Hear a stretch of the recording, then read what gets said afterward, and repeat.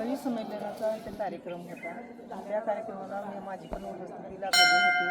त्या पवित्र स्थानामध्ये अधूनमधून येत होते आणि मला इथं उणीव वाटलीच होती. आणि माझ्या छोट्याशा कुटुंबामधून तांबे पाणी पिण्याची व्यवस्था व्हावी कायमस्वरूपी म्हणून मी छोटासा प्रयत्न केला. आणि हा प्रयत्न करण्याचा हेतू म्हणजे समाज विकास संस्थेमध्ये मी कार्यकर्ते म्हणून काम करते. अनाथाची आई विजयाताई वाघ आणि गुरु समान भूमिपुत्र वाघ यांच्या संतांच्या संगतीमध्ये राहून माझ्यात झालेला बदल आणि त्या बदल झाल्यामुळेच माझ्या मनात ही संकल्पना आली आणि तांबे दान करावे अशी माझी अपेक्षा होती.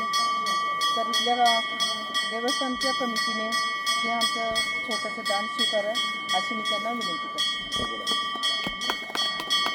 देव नाही देवाऱ्यात, देव नाही देवालयी.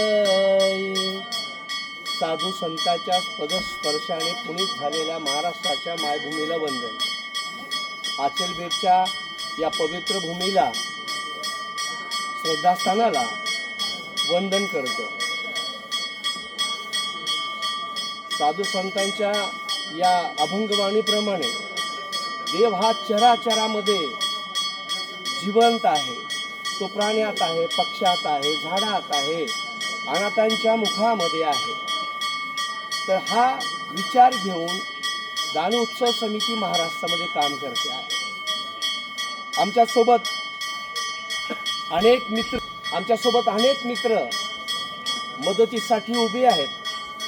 त्यामध्ये श्रीरंग सेलार, लासूरगाव, तालुका वैजापुरातून, त्याचसोबत डॉक्टर विक्रम आळंगेकर या दोघांच्या सहभागातून इथे रगीचं आपण देवस्थानच्या या गोड मुलांसाठी प्रदान करणार आहोत.